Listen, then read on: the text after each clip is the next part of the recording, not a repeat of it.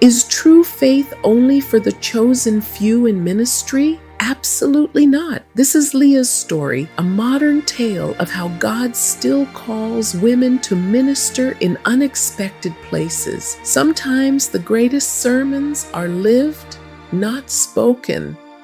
Meet Leah, a 38-year-old single mother who works as a bus driver.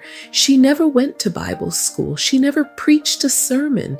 But every morning before the city wakes up, she whispers, "God, use me today," even if no one notices. One rainy morning, the first passenger, an elderly lady, sits behind her, silent and heavy-hearted. Leah senses something, that quiet nudge believers know too well. She asks, "Are you okay?" The woman bursts into tears. Her husband just passed away. Leah parks the bus on the side of the road, although it would change her schedule, and prays with her. In uniform, in public, in traffic. No, Leah begins seeing her route differently, not as a job, but as a calling. She buys extra snacks for kids who board hungry, keeps an emergency Bible under her seat. Then one day she overhears two teenage girls arguing. One yells, "I don't believe in God. He never shows up." Leah feels that same pull again. During a stop, she got up from her seat, stepped towards the young lady. She quietly slips a note into the girl's hand. Faith doesn't stay comfortable for long. Leah's supervisor calls her in. She's been reported for religious behavior on company time. She could lose her job. As she waits outside the office, she feels panic rise until she remembers something her grandmother once said. When God places you somewhere, even man's disapproval can't move you until he says so.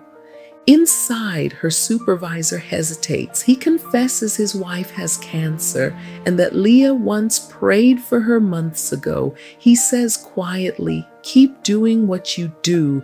Just be wise about it." Months later, Leah receives a letter.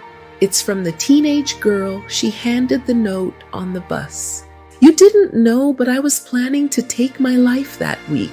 Your note made me pray for the first time in years." Leah cries in silence, realizing that ministry isn't a stage, it's obedience. Maybe true faith was never meant to stay inside walls. Maybe God has always used the unnoticed ones, the ones who simply say yes. Leah never preached, she never wore a title, but she changed lives.